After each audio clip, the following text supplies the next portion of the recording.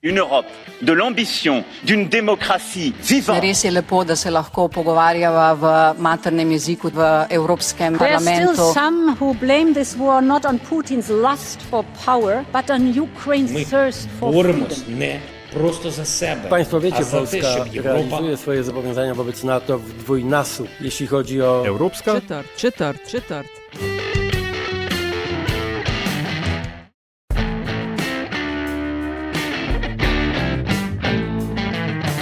Spoštovani in cenjeni, dobrodošli v podkastu Evropska četrt, podcast o vsem, kar vas bo zanimalo o Evropski uniji, pa niste vedeli, koga vprašati. Evropsko četrt vodi vam Nataša Briški in Aljaž Penkov-Bitenc. Podcast domuje na spletni postaji metinalista.si, v vašem nabiralniku pa sveža epizoda takoj, ko je na voljo. Zelo vročega bika se bova Aljaž tokrat lotila, in sicer članstvo Slovenije v NATO v luči te vojne Rusija-Ukrajina in pa zadnjih najav predsednika ZDA, da dajmo poskrbeti oziroma da naj Evropa poskrbi sama za svojo varnost. Se bova tega lotila, skratka, kaj imamo mi od tega, da smo v NATO, koliko bi nas stalo, če gremo ven, da raziščemo mogoče malo tudi vprašanje, zakaj pa ne bi bili nevtralni, ne? In ali celo neuvrščeni, ne? In v končni fazi, kaj ima NATO od nas, ne? Na vsa ta vprašanja in še nekaj dodatnega. Nama bo pomagal iskati odgovore najin današnji gost, dr. Erik Kopač, nekdanji veleposlanik pri NATO v mandatu 2019-2023 in svetovalec predsednika vlade za nacionalno varnost. Je tudi obrambni ekonomist, predavatelj in raziskovalec na katedri za obramboslovje oziroma obramboslovnem raziskovalnem centru Fakultete za družbene vede Univerze v Ljubljani. Dr. Kopač, prav lep pozdrav v Evropski četrti. Lep pozdrav tudi z moje strani. Dober dan. Uvodoma sem omenila, članica NATO smo, notri smo šli z referendumom, ki sicer ni šel gladko. Politična zaveza je, da države prispevajo 2%, NATO ima 32 članic, 8 jih daje manj kot 2%, Hrvaška, Portugalska, Italija, Kanada, Belgija, Luksemburg, Slovenija in Španija. V bistvu samo Španci dajo manj kot mi. Lani podatki za 2024 kažejo, da smo namenili približno 1,35% svojega bruto domačega proizvoda, ali drugače dobrih 900 milijonov evrov. V naslednjih letih načrtujemo povišanje. Zdaj stališča, nam se to splača, dr. Kopač, ne? Ali ne? Zagotovo se splača. Stališča obrambne ekonomike. Ne, stališča varnosti se to zagotovo splača. Glejte, ena stvar, ki jo treba na začetku razčistiti, je sledeče. Varnost je neprecenljiva. Namreč brez varnosti nimate gospodarstva, nimate človekovih pravic, imate anarhijo. Tako da ne samo, da stališča zdaj obrambne ekonomike, kjer se gleda skozi ekonomsko prizmo, ni dovolj, treba je vzeti v obzir to, da je varnost pravzaprav osnova za vse ostalo. Tako da ni samo to, ali so obrambni izdatki manj učinkoviti, kot so drugi javni izdatki, oziroma kot so zasebne investicije. Gre za to, da so obrambni izdatki vloženi v varnost, ki omogoča vse ostalo. Zdaj, marsikdo bi sicer rekel, da je tudi socialna varnost in tako dalje. Morda do tega še pridemo, ker to vendarle so kompleksna vprašanja v sodobni družbi, ampak če govorimo o varnostni politiki v tem zelo ozkem pomenu besede, dejstvo so taka, Slovenija je članica Evropske unije in je tudi članica zveze NATO.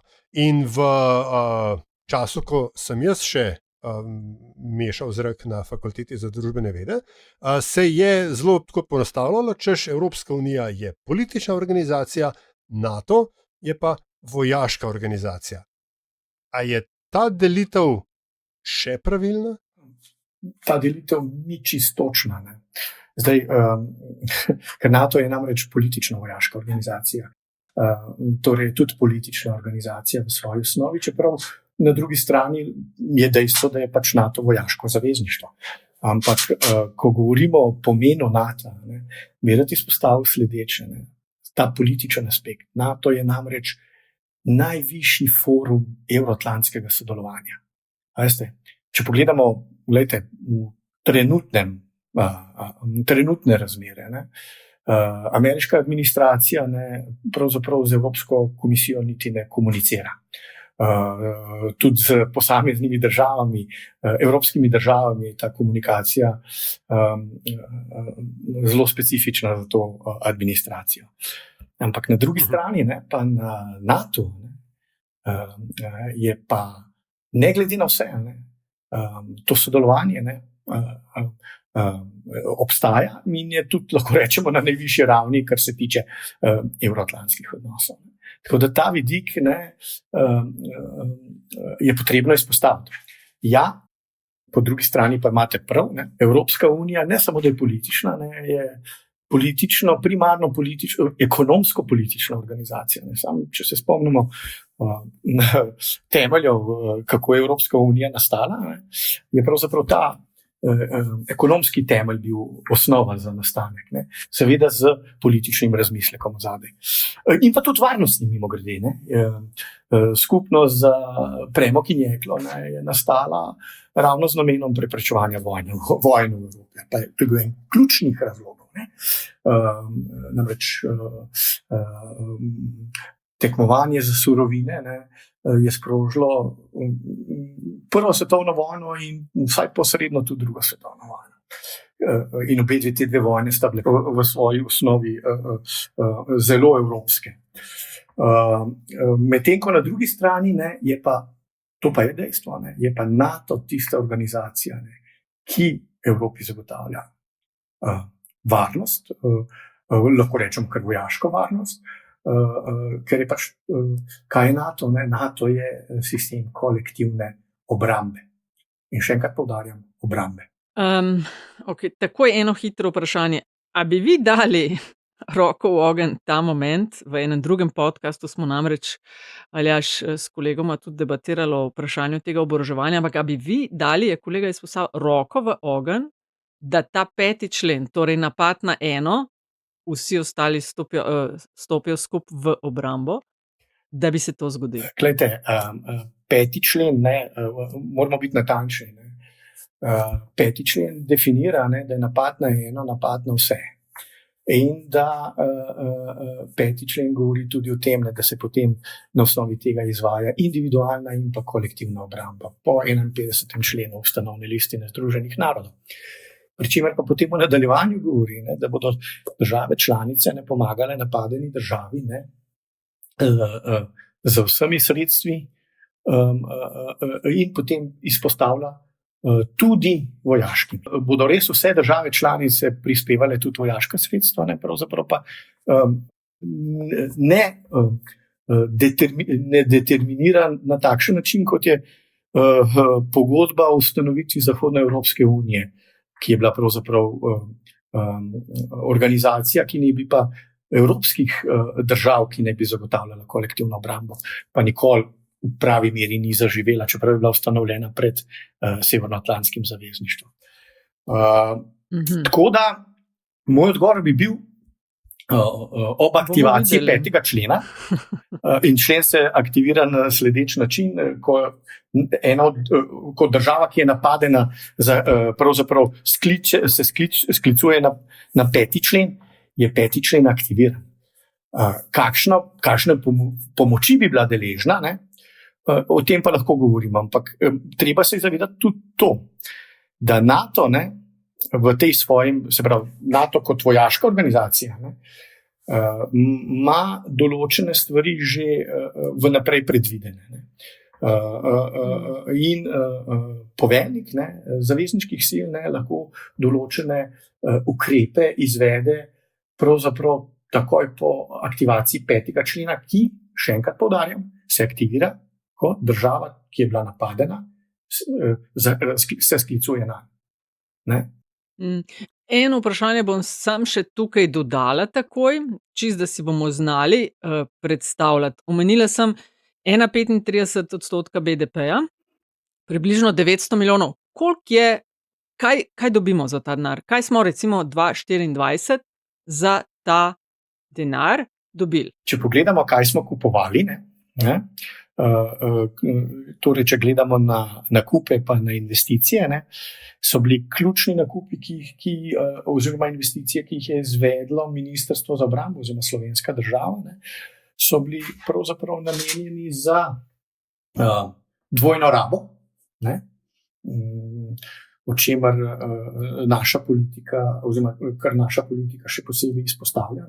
Se pravi, da mi bomo pri zagotavljanju zmogljivosti za obrambo skrbeli za to, da bo poskrbljeno za dvojno rabo. Tak primer dvojne rabe so recimo transportna letala. Na drugi strani, in potem je tudi še en tak primer dvojne rabe, je izgradnja bolnišničnega krila, mislim, da Petra Držaja v Ljubljani, ki naj bi zagotavljal, se pravi, sanitetne oziroma medicinske zmogljivosti tako obrambnemu sistemu, kot na drugi strani celotnemu prebivalstvu. Potem imamo pa tukaj tudi sisteme protizračne obrambe, ki so po naravi zelo dragi.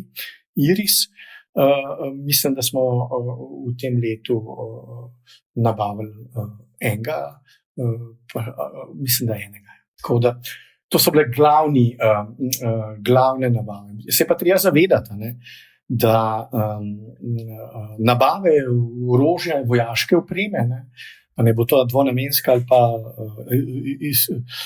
izključno za vojaške namene, predstavlja relativno majhen delež obrambnih izdatkov. Ta delež danes predstavlja nekaj čez 20%, oziroma se giblje tam med 20 in 30%. Večina denarja gre še vedno za plače in pa transferje za vojaško osebje. Se pravi, imeti vojsko je drago, kakorkoli obrnemo.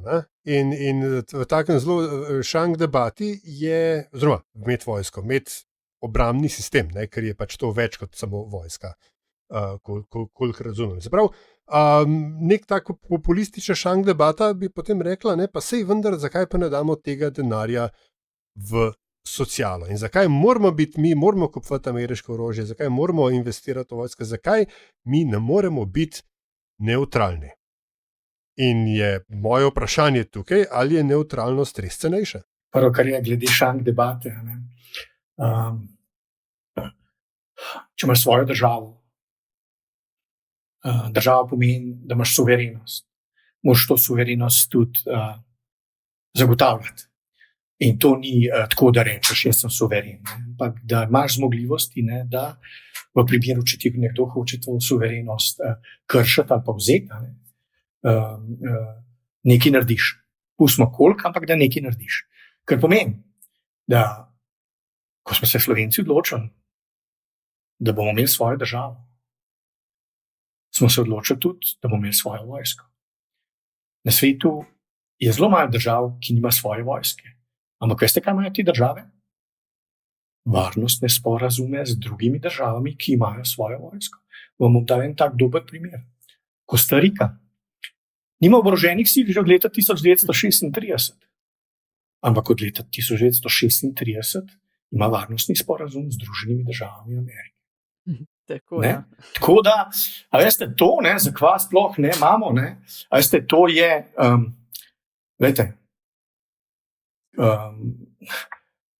demagogija, populizem, lahko rečem tudi nerazgledanost ali pa nerazumevanje, kaj pomeni, da imaš svojo državo. Tako da v tem, imeti ali ne imeti vojsko, ni vprašanje, če imaš svojo državo. Zdaj samo vprašanje, ali imaš svojo ali imaš tujo. Še Vatikan, mimo grede, ima švicarsko gardo.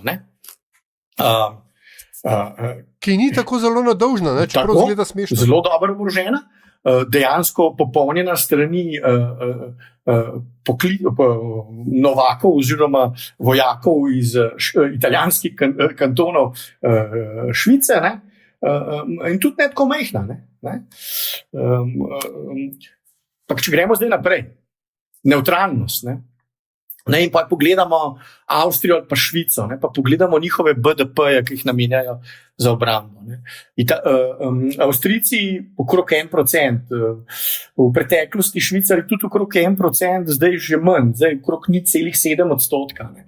Ne, in si rečemo, wow, ne, to je pa ceneje. Ja, takole, ko kratkoročno pogledaš te podatke, se pravi v nekem kratkem obdobju, ne, se zdi ceneje. Ampak zdaj pa poglejmo, kaj Švicari pa Avstrijci za te obrambne izdatke imajo. Imajo tanke, veliko tankov in to v boji Leopard 2, ne, se pravi ena izmed najboljših tankov. Ne. Švicari zdaj kupujejo F-35, ne, najboljša bojna letala v tem trenutku, ki so tudi vsekakor prej kot poceni. Avstrijci imajo Eurofighterje, ki tudi niso poceni. Ne. In potem vse ostalo, pa se vrnem še k nečem drugem, ne, kar je pa tudi pomembno. Ne. Obvezniški način popolnjevanja. Zakaj? Švicarska nevtralnost je sinonim za vojaško nevtralnost. Oni imajo to nevtralnost že 500 let, ampak temelji pa na totalni obrambi. Avstrijci imajo nevtralnost od državne pogodbe, ki pravzaprav njihovo nevtralnost na nek način, njihovo nevtralnost po tej pogodbi zagotavljajo vse vele sile, ne, zmagovalke druge svetovne vojne.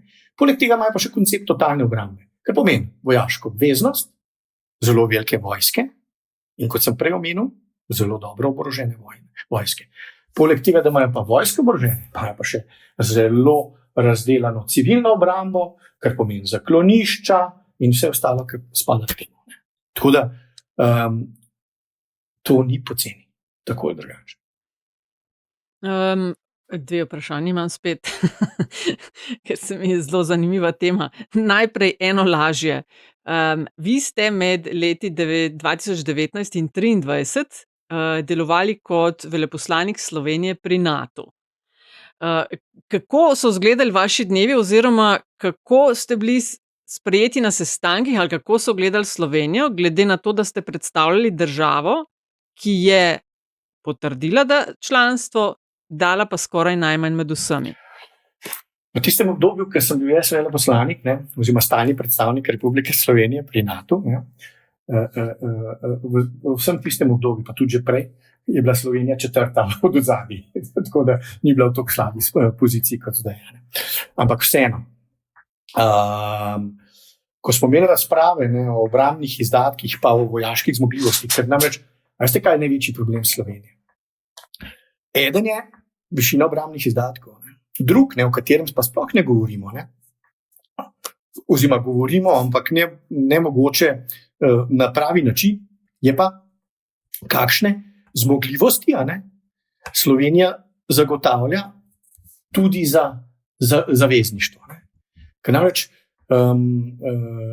recimo Španija, ki je bila vedno pravzaprav v družbi z nami, kar se tiče obrambnih izdatkov, za zavezništvo zagotavlja vse tisto, kar se je tudi zavezala.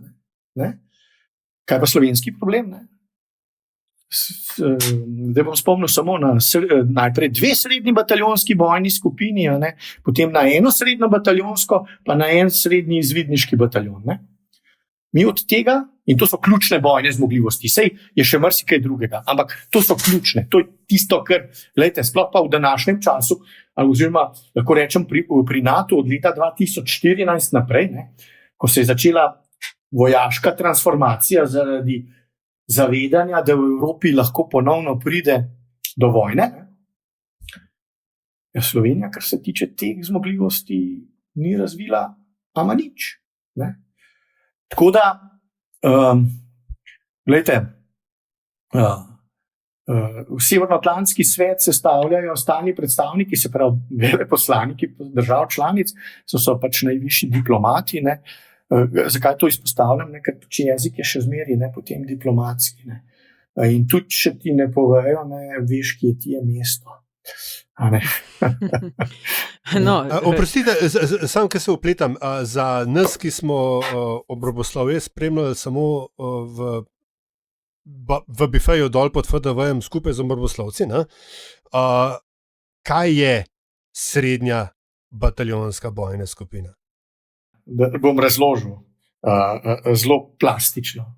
Srednja bataljonska bojna skupina srednje pomeni, da je srednje oklepljeno, da je enota srednje oklepljena, kar pomeni, to niso tanki pa goseničari, ampak da so to pravzaprav bojna vozila pehote na kolesih, ki nimajo kar tanki, ne, in goseničari imajo gor topove, ki imajo velike kalibre, ne, to govorimo tanki 120 recimo, medtem ko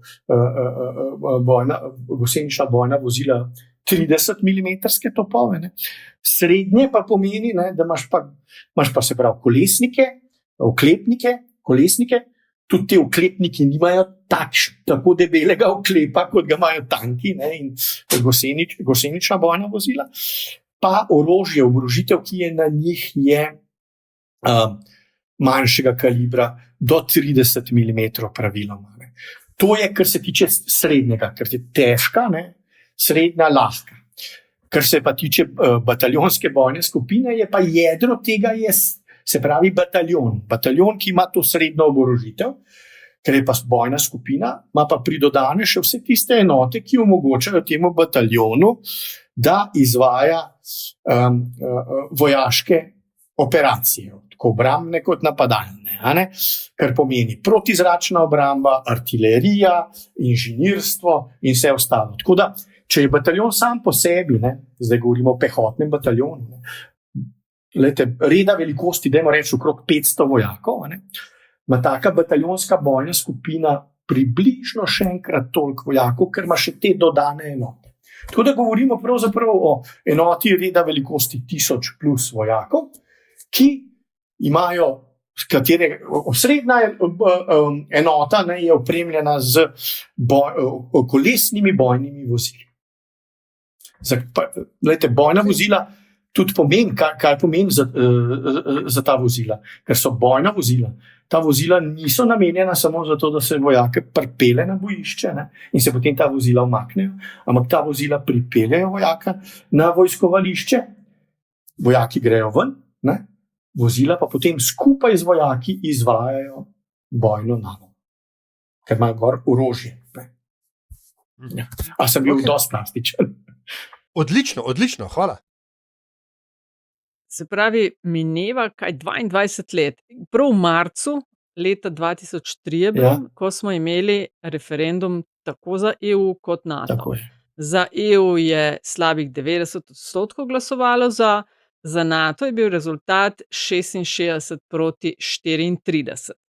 Zdaj, ta del smo naredili, recimo, kje smo pa NATO. Zdaj pa imamo pa v drug del to, kar je Aljaž že namignil, in nevtralnost, in če bi želeli ven iz NATO, si predstavljam, da bi verjetno, ga ne vidim v kratkem na obzorju, ampak da bi to verjetno bil nek referendum, ampak recimo, da gre to čez, kakšni so postopki. Recimo, hočemo ven iz NATO, to nas več ne zanima, ali bomo podpisali obrambno tako kot Kostarika z nekom, ali bomo sami skrbeli, kateri koraki so na tej poti. Ja. Bomo začeli najprej s temi koraki, potem bom šel pa še o nevtralnosti oziroma o vojaškem zavezništvu. Zdaj, pravno formalno je stvar, kar se tiče Severnoatlantske pogodbe, zelo enostavno. 13. člen govori o tem in sicer govori o tem, ne, da pa če se država tako odloči, ne, enostavno, ne, se pravi, ko je procedura v sami državi članici zaključena in je sprejeta odločitev, se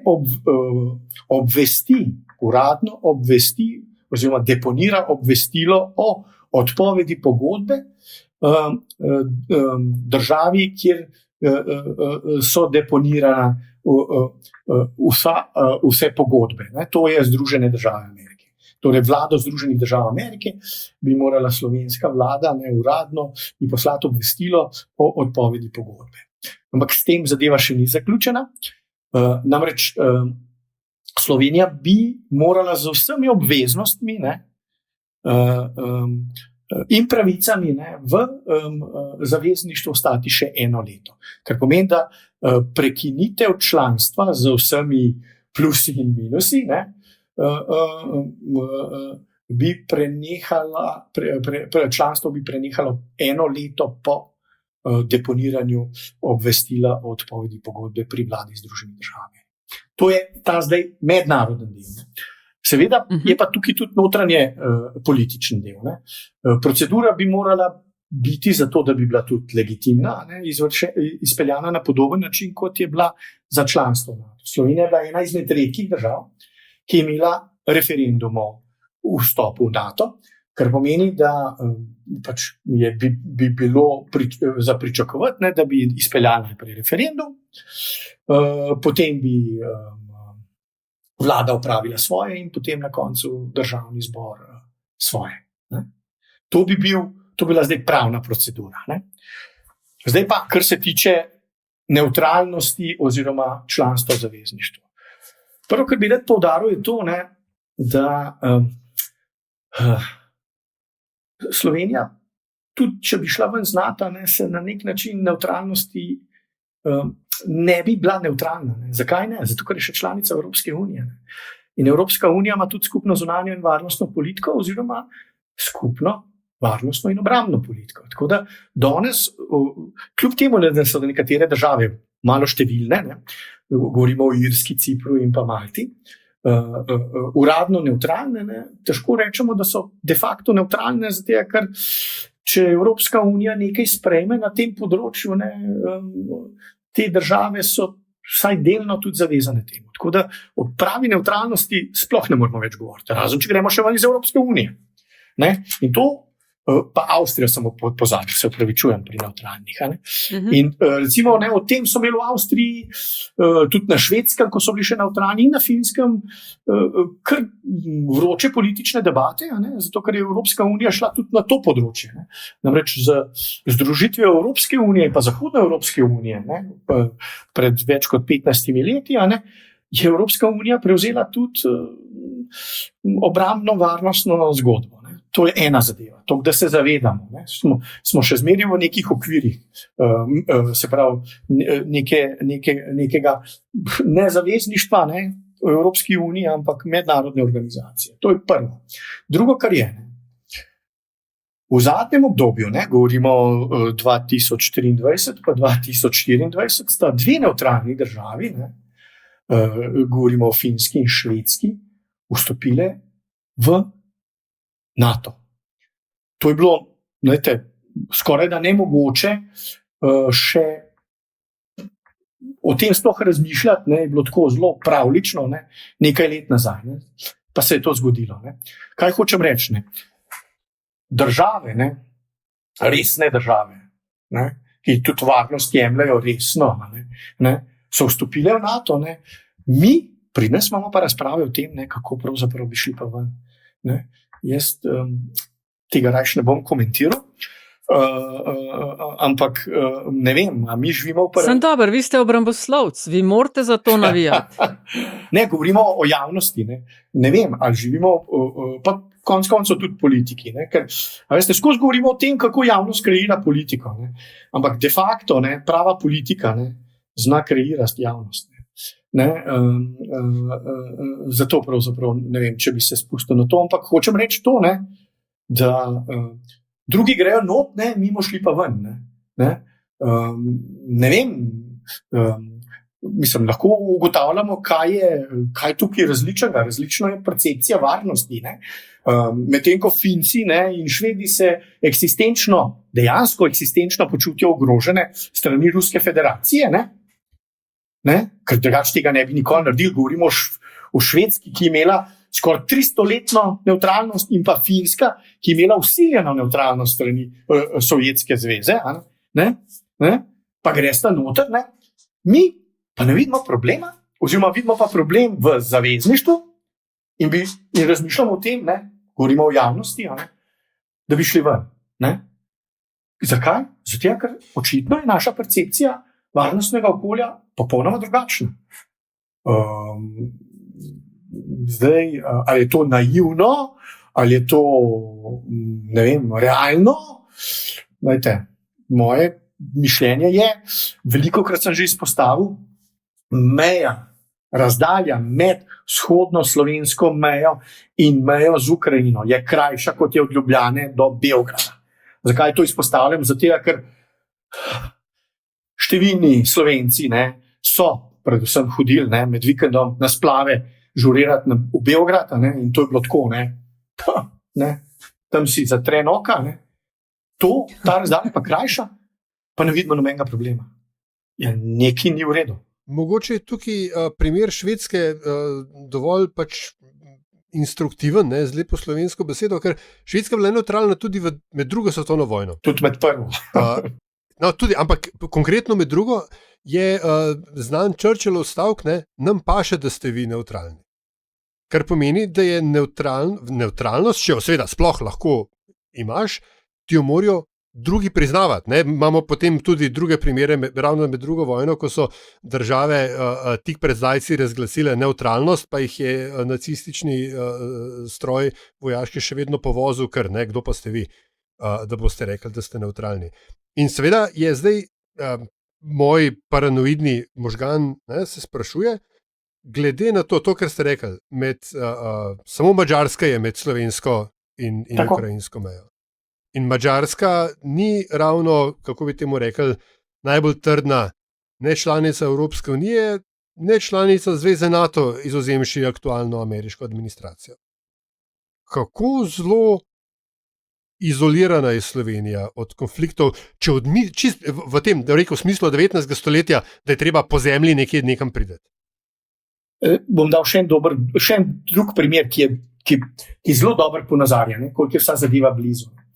A se spomnite, da se je vojna začela in je, ne vem točno datuma, ampak brezpilotno, zelo zastarelo, sovjetsko letalo, ki so ga pravzaprav izstrelili Ukrajinci, modificirali pa izstrelili, ampak se je pokvarila navigacija. Bil je Iljušin 176, če se ne motim, leteča cigara, padla na Jarun.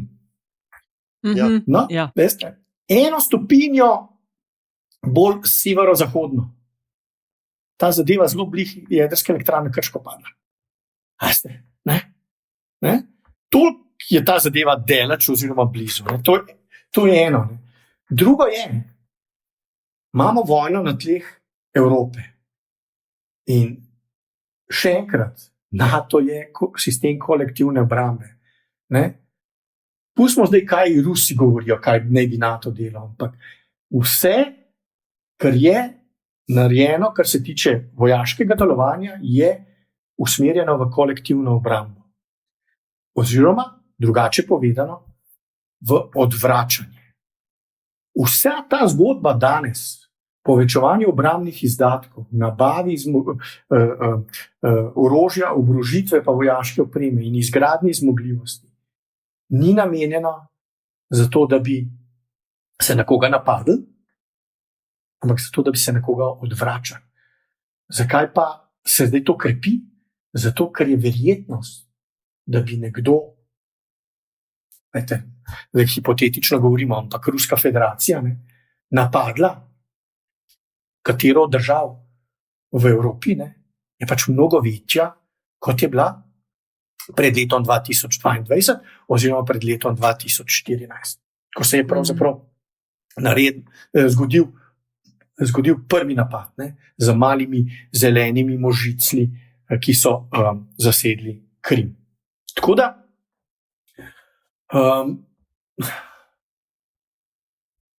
imamo vojno na tleh Evrope in to vojno velikega obsega. Samo še enkrat spomnim, ocene so, da je žrtev, to pomeni ranjenih, umrlih pa pogrešanih v tej vojni že krepko preko 500,000. Oprosti, Nataša, a bi bilo pravilno reči, pomagaj si sam in NATO ti bo pomagal? Ja, zato, ker to izhaja iz Severnoatlantske pogodbe. 3. člen, o katerem spet se ne govori veliko, samo o 5. se govori. 3. člen govori o tem, da je primarno vsaka država članica zadolžena da zagotovi zmogljivosti za svojo nacionalno obrambo. Veste? Tako da ne samo primer Ukrajine, ne, kjer je pravzaprav, če ne bi v tistih prvih dneh vojne sama oddelala, ne bi dobila nobene mednarodne pomoči. Ne. In to že dobro kaže, ampak tudi od držav članic se pričakuje, da bodo v tem v potencialnem, hipotetičnem prvem valu napada, da bodo seveda same se obranile, ker zavezništvo v večini držav članic nima svojih zmogljivosti, da bi se takoj odzvalo. Rabi čas. Ravno zato so bile pa tudi vzpostavljene, sta bile 2 operacije, EFP v baltskih državah in pa EVO v drugih vzhodnoevropskih državah, z namenom, da so majhne, pravzaprav, ker to so ravni bataljona, oziroma zdaj se širi na raven brigad, v nekaterih primerih že je na ravni brigad, NATO-ve sile v teh državah. Ampak to so še zmeri v primeru napada zanemarljivo velike enote, ki ne bi mogle ustaviti napredovanja ruskih sil, predstavljajo pa zelo močen element odvračanja. In tukaj gremo nazaj na 5. člen. NATO-ve članice torej imajo svoje enote na celotnem vzhodnem krilu, lahko rečemo. In če bi prišlo do napada, bi se te enote mogle, če že drugega ne braniti, ker če ne bi bile izgubljene. Toliko tem, a bi države članice izvajale 5. člen. Če so tam, bi ga de facto mogle, vsaj v tistem trenutku, pa vsaj z namenom samoobrambe, ker če ne bi bile pogubljene. Se pravi, mi smo pred 22 leti na referendumu 66% ljudi je glasovalo za članstvo v NATO. A imata vidva, jaz jih nimam v glavi, mogoče podatke, kje smo danes okrog tega? Jaz vem, da kažejo vseeno podatki, da, proti oboroževanju, recimo, da jih je majčken večji odstotek od tistih, ki se jim zdi, da je treba na tem področju nekaj narediti, ampak imata vidva mogoče glede NATO, ta odnos skozi leta, če smo bili pred 22 leti na 66%, kje smo danes? Jaz ne vem, če sem povejte. NATO dela, NATO-va divizija, to je organizacijska oblika, to ni vojaška, ker je to civilen del, ampak divizija za javno diplomacijo, dela letno javnomnenjske raziskave po vseh državah članicah. In to javno objavlja, tako da to ni nič skrivnega. Okay. In to se najde na internetu, na NATO-vi strani. In za lansko leto, ker za letošnje leto ta raziskava še ni bila opravljena, za lansko leto je ta delež, se pravi, metodologija je za vse države enaka, tudi vzorci so potem primerljivi, glede na velikost in strukturirani podobno, je ta podpora, se pravi, podpora za članstvo v Sloveniji 58%, kar pomeni, da to nihanje, obstaja nihanje, to je dejstvo, in tudi zadeva sledeča, da ko je bila, se pravi, možnost oboroženega spopada v Evropi manjša, je tudi ta podpora v vseh državah pravzaprav bila nižja. Potem 2014 se je ta podpora dvigala in je bila tudi v Sloveniji, kot na začetku vojne, potem leta 2022, dajmo reči, primerljiva temu, kar je bilo na referendumu, danes je pa nekoliko nižja, ampak spet ne toliko nižja. Se pravi, ta sem delež, pričakovala, da bo oranj nižja. Kako? Pravno sem pričakovala, da bo nižja številka. 8% točk je nižja. Ja, to... Zdaj, tukaj govorimo o tej mednarodni primerjalni javnomnenjski raziskavi. Obstajajo javnomnenjske raziskave, ki se delajo tudi v Sloveniji sami. Te kažejo, vsaj v zadnjem času, kolikor sem jaz zasledil, okrog 50% podporo. Ampak obstaja pa velik delež tudi tistih, ki pravzaprav so indiferentni, medtem ko delež tistih, ki so za izstop, pa praviloma nikoli ne preseže 40%.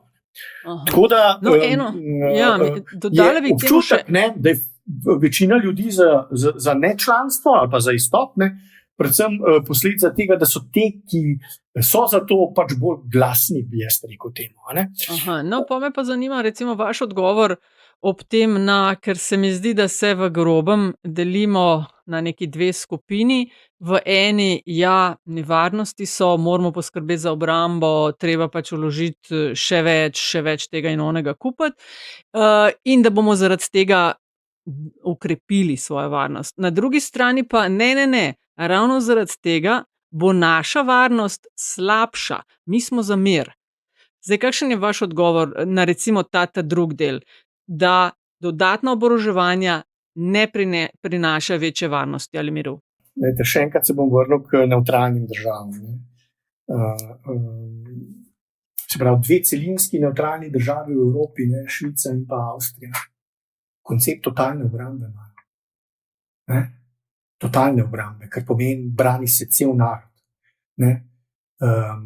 Kljub temu, ne, da pravzaprav se vojaško ne opredeljujejo in tudi na nek način ne, so najbolj glasni zagovorniki miru. To je en tak primer. Drug primer bom dal, ne, zato ker se v Sloveniji v zadnjem času, pa ves čas se pravzaprav operira, ne, z konceptom neuvrščenosti, ne, ker je bil to pač koncept, ki ga je, lahko rečemo, razvila pa promovirala, ne, tudi naša nekdanja skupna država, ne, Jugoslavija. Ne, bi samo upozoril na sledeče. Ne, Jugoslavija je bila takrat prepoznana kot tudi ena izmed največjih zagovornic miru, svetovnega miru. Ne. Na drugi strani je imela pa 3. največjo armado v Evropi, pa 10. največjo na svetu. Ne. Zakaj sem to poudaril? Ne? V vseh teh 3 primerih. Ne samo, da se eno z drugim ne izključuje, se pravi graditev močnih vojaških zmogljivosti in pa mir, ne? Ampak de facto, ne, vsaj tisti, ki so tisti, ki so državniški, narodi, ki so državniški, statehood, ne, imajo, ne, se zavedajo, ne, da pravzaprav, če hočeš biti glasen zagovornik miru, ne, moraš na drugi strani tudi imeti. Se pravi, če si glasen zagovornik korenčka, ne, moraš imeti na drugi strani tudi zelo, zelo debelo palico. V bistvu implicirate, da Rusija Ukrajine ne bi napadla, če se tile 94 ne bi odpovedali jedrskemu arzenalu v zameno za varnostna zagotovila? Zagotovo ne. Ko smo pa pri jedrskem orožju, ne, ker namreč kaj se treba zavedati? Jedrsko orožje pravzaprav niti ni orožje. Ne. Zakaj? Zato, ker ko ga začneš uporabljati, ne, to nima več veze z bojevanjem, ne, ampak ima veze z destrukcijo, popolno destrukcijo. Tako da pravzaprav jedrsko orožje je političen inštrument in to političen inštrument odvračanja. In njegov namen je, da se odvrača. Sploh pa danes, ne, ko številne države, ne, ki so potencialni nasprotniki, takšno orožje posedujejo. Druga zgodba je bila, veste, konec druge svetovne vojne, kar se tiče Združenih držav Amerike pa Japonske. Japonska tega orožja ni imela. Če bi Japonska takrat to orožje imela, ne, Američani zagotovo tega ne bi naredili, ampak bi poskušali na konvencionalen način okupirati Japonsko. Če sploh. Ja, seveda. Če sploh. Vsaj 1 milijon dodatnih žrtev na ameriški strani je bilo projiciranih. Izračun je bil takšen, ja. Tako je. Doktor Kopač, glede na to, da je ne glede na to, kar smo zdaj povedali, ne, o Severnoatlantske pogodbe in tako dalje, je politična predanost koheziji zveze NATO, predvsem na strani njene največje zaveznice, pa tudi v končni fazi držav tipa Madžarska in tako dalje, manj kot trdna, ne, dajmo tako reči. Kolikšna je možnost, kolikšna je realnost, da v kratkem času Evropska unija za strukturami, kot jih ima, kompenzira to, kar sicer smo se navadili, da pričakujemo od NATO. Tudi v smislu odvračalnih kapacitet in tako dalje. To sta zdaj dva vidika pomembna. Ne? Prvega bom izpostavil, ki je zelo pomemben in v katerem vsi prepoznavajo, da je Evropska unija lahka šampion. Ne? In to je v izgradnji zmogljivosti. Iz enega preprostega razloga, zato ker je v osnovi Evropska unija, kot smo rekli, prej politično-ekonomska organizacija. Kar pomeni, da ko govorimo o obrambni industriji, je krepitvi obrambne industrije, krepitvi evropskega obrambnega trga, je Evropska unija pravi naslov, ne NATO. NATO tudi tukaj nima tako izpostavljene vloge. NATO ima tukaj vlogo v tem, da lahko pomaga, oziroma da že obstoječim pravzaprav inštrumenti pomaga pri standardizaciji, pomaga pri načrtovanju sil, ker ima pač ta proces načrtovanja zmogljivosti res izdelan. Evropska unija ga sicer na nek način kopira, ampak daleč od tega, da je toliko izdelan. NATO ima tudi poveljniško strukturo, ampak to bom potem v nadaljevanju, medtem ko Evropska unija tle poveljniške strukture skoraj da nima. Ampak še enkrat, Evropska unija zaradi tega poudarjenega, tega ekonomskega vidika, razvitega, ne samo poudarjenega, razvitega, tako institucionalno, kot tudi neformalno, lahko naredi ogromno. Zdaj, koliko hiter, v tem trenutku so proizvodne zmogljivosti evropskih obrambnih podjetij polno zasedene. Tako da čez noč to ne bo, to je en vidik. Drug vidik je pa, se pravi, vidik ponudbe, je treba razviti. Drug vidik je pa vidik povpraševanja, oziroma manjka. Zdaj, evropskim članicam NATO manjka marsikaj. V zadnjem času se zelo veliko govori, pa tudi kar nekaj analiz je bilo narejeno o tako imenovanih strateških enablerjih, to pomeni strateških zagotovljevalcev ali pa podpornikov bojevanja, kot je sistem C2, to je sistem poveljevanja in nadzora, kot je zbiranje podatkov pa opazovanje tako iz vesolja kot iz zraka, kot je strateški transport, kot so zračne cisterne za polnjenje rezervoarjev bojnih letal, kot je protizračna obramba. Tukaj Evropa je ocena, potrebuje 5 do 10 let, da bo dobila dovolj teh zmogljivosti, se pravi, jih na eni strani naročila, na drugi strani proizvedla, teh zmogljivosti, da bo lahko avtonomno brez Združenih držav Amerike delovala. 5 do 10 let. To je vidik zmogljivosti. Zdaj pa, kar se pa tiče se pravi pa pravzaprav pa operativnega delovanja, glejte, tudi če ste zelo pozorni, kaj Američani govorijo. Govorijo o tem, da govorijo o evropskem stebru obrambe.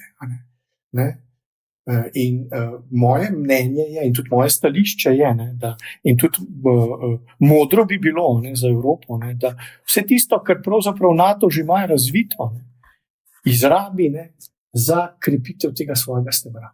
Ne pa, da podvaja in dela svojo strukturo, katera pravzaprav bo tudi zelo težko zagotovila, ker to je, samo primer povem, v NATO-vi poveljniški strukturi, to pomeni v poveljniških centrih, poveljstvih, vse tisto, kar je logistično in tako naprej, je okrog 17,000 častnikov, podčastnikov in drugega vojaškega osebja.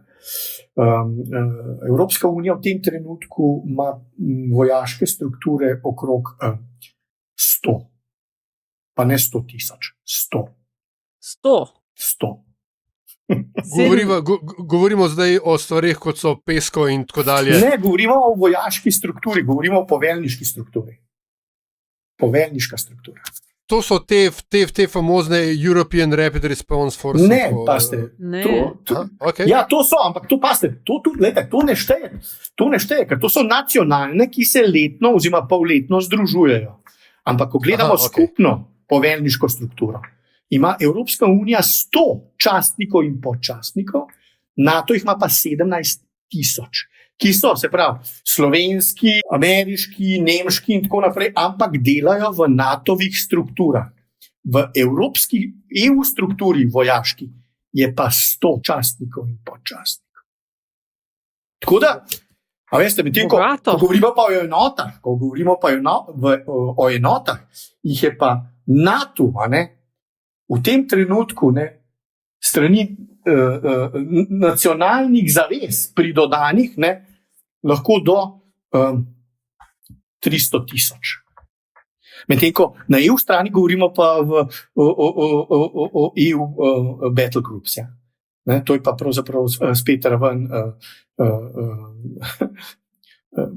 Dajmo reči, če smo zelo optimistični, ene brigade. To je pa potem, da bom zdaj malo tudi plastičen, govorimo v tem trenutku govorimo o 1500 pripadnikih. Tam govorimo pa o 300,000. Mogoče samo preden Nataša končava, za konec samo še eno vprašanje, ker me na nek način malo tudi mori.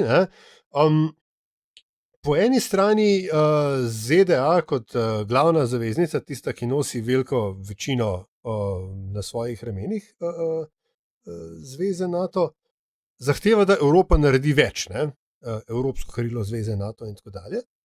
Ampak ko pa se Evropa odloči, da naredi več, pa potem poslušamo, da ne kupujemo ameriških stvari in tako dalje. Skratka, hkrati nočejo, da smo politično razlagajo, vsaj ta administracija, da nočejo, da smo odvisni od njih in potem zahtevajo pa vendarle, da smo odvisni od njih v smislu dobave opreme in proizvodne in tako dalje.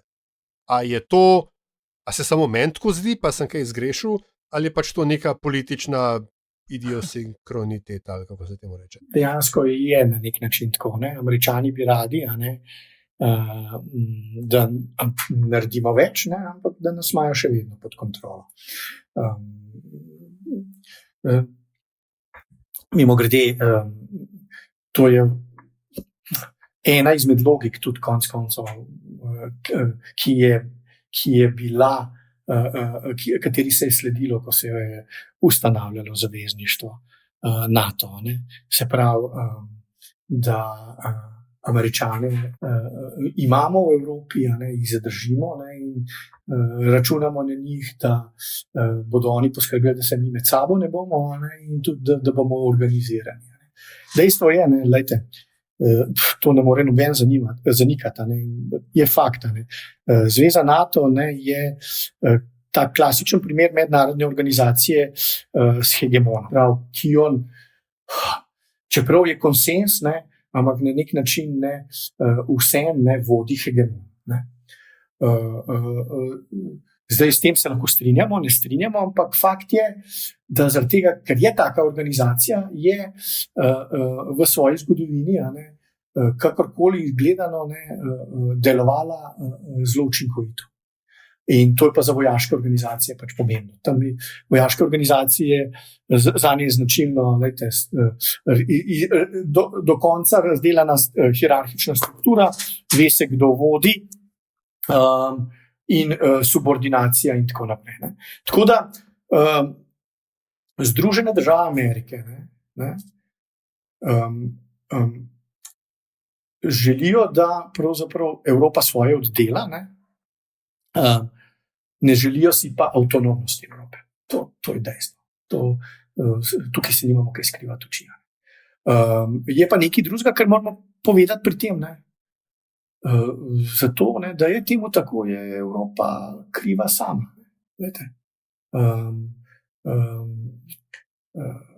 Če samo pogledamo, tudi v obe svetovni vojni, še posebej pa drugo, nekdo od odzunaj je mogel priti, da je naredil red. To je eno, pa Evropa je bila po 2 svetovnih vojnah v razponu slabih 50 in 30 let, je bila na kolenih. Ampak Amerika je šla nasproti. Marshallov plan, ne pozabimo. Amerika je vložila enormne količine denarja v razvoj, povojni razvoj zahodne Evrope.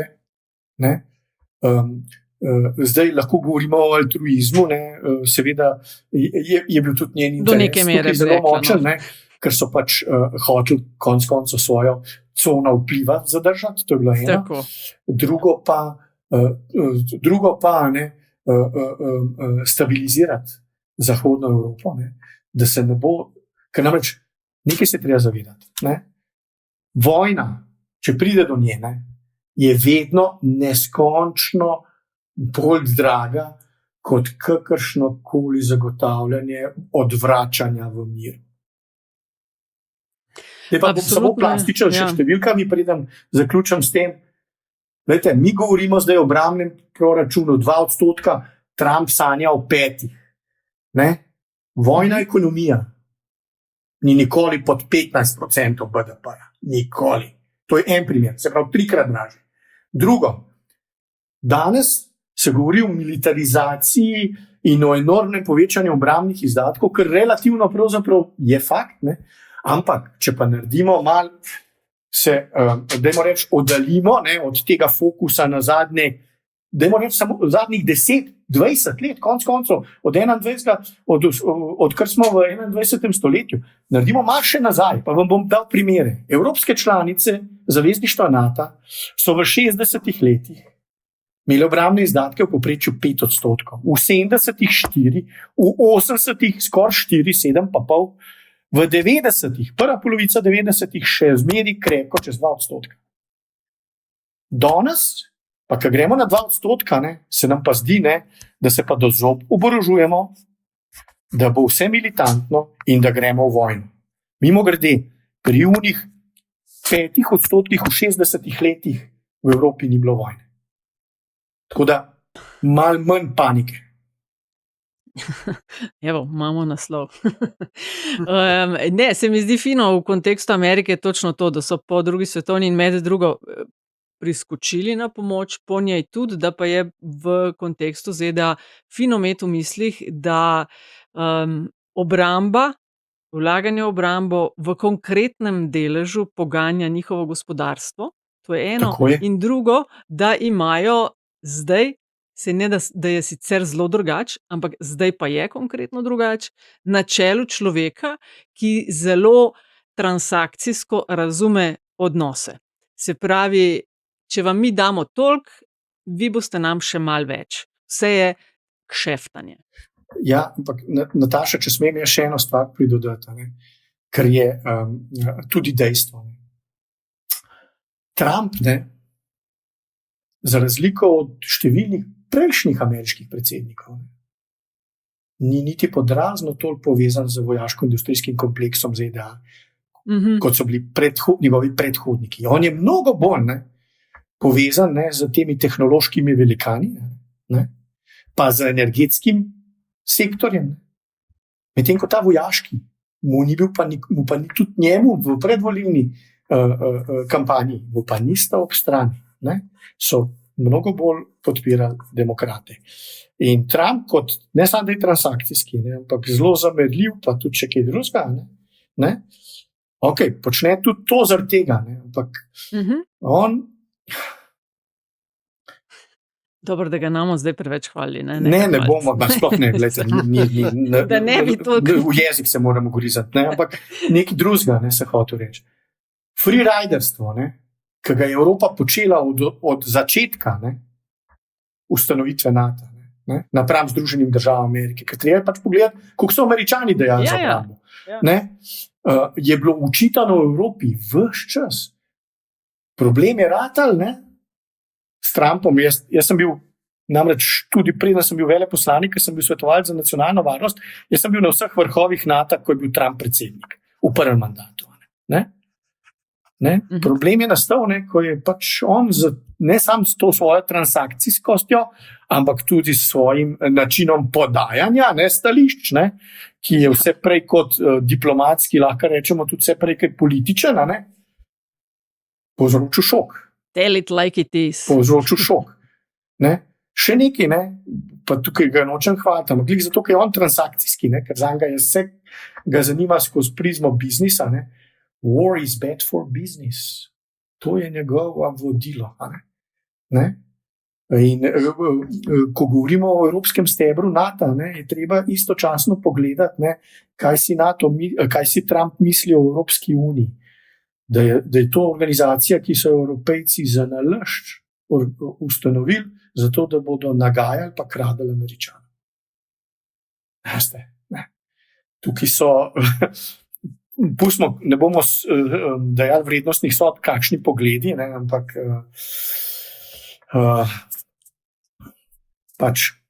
Jaz moram zdaj tukaj uskočiti na dveh točkah. Najprej pri War is bad for business. Ljubitelji serije Zvezdne steze poznamo raso Ferengijev, ki so taki galaktični kapitalisti, in pravijo, da war is good for business, but peace is also good for business. Skratka, posod se je treba znajti. Tako da, kar se Trumpa tiče, je po mojem tukaj res vprašanje, is it good for his own business? Tako. Ja. In drugo, kar pa mislim, da pa je vendarle v tej debati, pa me boste popravili, če je mogoče moje preveč naivno razmišljanje, ampak gre tudi za geografski domet NATO. V končni fazi, če so Rusi nervozni, so lahko nervozni to pogledno, ker pač oni gledajo zemljevid in vidijo, kako je ta meja druge, kot je bila v hladni vojni, kar se tiče članic. In seveda to, da imajo Američani, da imajo ZDA dostop do struktur političnih, do v končni fazi resursov, pa ne nujno, da pridejo pa vzamajo, ampak da imajo hitrejši dostop do odločevalcev, kot bi ga imeli sicer v članicah NATO, to pa verjetno tudi nekaj šteje. Saj ni sam, da bi Evropa samo freeridala, pač da verjetno tisto, kar tisti hip lažje da. Kot sem že prej omenil, Američani teh stvari ne počnejo zaradi altruističnih vzgibov. Tukaj, to bi bilo naivno razmišljanje. Tudi, vrednote so pomembne, ampak od zadnje je še kaj več. So pa vrednote bile v preteklosti, v prejšnjih administracijah pač mnogo bolj pomembne, kot pa so danes, če sploh še so. Ampak so samo še interesi, pa interesi, ki temeljijo na moči. Dejstvo je, da današnji svet, sploh pa ta evroatlantski del, od Urala od Vladivostoka do pravzaprav na drugi strani Aljaske, oziroma nazaj do Vladivostoka, se pravi ta hemisfera, se de facto se je že znajdla v neki obliki mednarodnih odnosov, ki so bili značilni za 19. stoletje. In tukaj je recimo ena zgodba pomembna, ki se jo moramo Slovenci zavedati. Nam je to spremenjanje je za nas eksistencialnega pomena. Slovenija je nastala, ključnih razlogov je bilo več, ampak eden izmed ključnih, tudi treba je poudariti to, da smo si izborili v relativno kratki vojni, oziroma v oboroženem spopadu, svojo samostojnost, da smo znali to igro odigrati, je bilo ključno, je bilo pravzaprav stanje, v katerem se je mednarodno okolje nahajalo. Govorimo o vrhuncu multilateralizma, koncu hladne vojne in tako naprej. Zdaj pa prihajamo v novo hladno vojno in gremo iz multilateralizma nazaj v multipolaren svet. To je zdaj pač sodobno, modno reči, v resnici pa to koncert velikih sil. Kaj je za nas pomembno? Da smo del ene od teh velikih sil, ker sami ne bomo, mi, Slovenci, svojo državo ne bomo nikoli velika sila, kar pomeni, da bomo vedno na mizi, tisti, ki bodo malicali. In zato moramo poskrbeti, da smo skupaj z velikimi. Skupaj z velikimi bomo pa tako z NATO, še posebej pa z Evropsko unijo. In zato moramo narediti vse, aktivno narediti vse, da te dve zgodbi ostaneta. Ker če teh dveh zgodb ne bo. Eno ste pozabili, dosti popularno v zadnjih mesecih s Trumpom. Mogoče pa po Kanadi postanemo 52. ameriška zvezna država. Ali pa mogoče, ne vem, kaj imajo Avstralci, ampak to bi bilo meni bolj ljubo, da bi del Avstralije postali. Ne? A veste, ne? Zdaj pa, kar se pa tiče Rusije, ne? Pa še eno stvar povem in to so zanimiva, ne? Čeprav to ni debata, fokus današnje debate, ne? Je pa ta, ne? Govorite, ne? Rusi ogroženi, ja, percepcija je ta, da se je NATO širil vedno bliže in je dejansko prišel na ruske meje. In to Rusi itak govorijo, da je bil to glavni trigger, ne, za njih. Ne. Zagotovo jih je delal živče. Pa jaz mislim, da ne to iz vojaškega vidika kot enega drugega. Rad bi vas spomnil na Majdansko revolucijo in kaj je bil vzrok. Vzrok je bil nepodpis pridruženega sporazuma k Evropski uniji, ne k NATO. In veste, bojijo se demokracije doma. Demokracija pa tržna ekonomija. In ko bi jo Ukrajinci dobili, bi bratje Rusi rekli, pa te jo imajo, pa bolj živijo. Lejte, Putina ni več. Veste? Tako da to, ne, da je NATO sam išel. NATO je išel priročen. In tudi, zato ker to je pač varnostno ogrožanje, ne, vojaško in tako naprej. Ne. Ampak ruska nomenklatura se počuti tako ogrožena od NATO kot od Evropske unije. Res pa je, da Evropska unija ni to konsolidirana, kot je NATO. Ne? Ampak ne si zatiskati oči, da pa še enkrat, ključen razlog, zakaj je prišlo do te zadnje zgodbe v Ukrajini, ki je potem pripeljala tudi do vojne, ne? Je bil nepodpis, ker je to zahteval Putin od predsednika, kaj je bil Junakovič, ne bil, ne? Če se ne motim. Janukoviča, ne? Je zahteval, da ne podpiše tega. Ne približevanja NATO ali pa Američanom, ampak Evropski uniji. Tako da bodimo realisti. Ne? Pa še nekaj glede Rusov omenil. Jaz, moje osebno mnenje, in to bo po moje že srednjeročno postalo za Ruse mnogo večji problem. In to se tudi oni zavedajo. In zato se konec koncev tudi nimajo zdaj težav se povezati z Združenimi državami Amerike. Iz večjih razlogov. Ampak eno od teh razlogov je pa, ne, a veste, kdo ima največjo, pa najbolj mehko mejo z Rusko federacijo? Kitajska? Ja? Kitajska. Ja, Kitajska. Kitajska. 1,5 milijarde prebivalcev. Nobenih skoraj surovin. Potem imate pa čez mejo, imate pa prostrane planjave, kjer ni skoraj nobenega človeka, kjer je nafta, kjer je plin, kjer je zemlja, kjer so gozdovi. A mislite, da se Rusi tega ne zavedajo? In kjer Kitajci občasno že tiskajo zemljevide z kitajskimi imeni krajev na ruski strani meje. Lejte, po enih podatkih je že nekaj milijonov Kitajcev na črno, neuradno, nelegalno dela in živi na uni strani meje. Ja, sem rekel, da bo vzelo vam dobre pol ure, 45 minut. Majčkan več je bilo. Doktor Kopač, hvala lepa za gostovanje v Evropski četrti. Malenkost, upam, da sem kaj pametnega povedal. To je bila torej Evropska četrt. Hvala za vašo pozornost, predlogi, mnenja, zelo dobrodošli. Hvala tudi za pohvale in kritike, ki jih delite z nama, in res hvala za investicije, ki jih namenjate razvoju in produkciji naših vsebin. Avtor glasbene podlage je Peli iz podcasta Opravičujemo se za vse nevšečnosti. Če vam je bila današnja epizoda všeč, bo seveda pomagalo, da naj jo najde še kdo, če naj jo ocenite pri vašem izbranem podcast ponudniku. Sicer pa hvala za vašo družbo in se slišimo spet kmalu.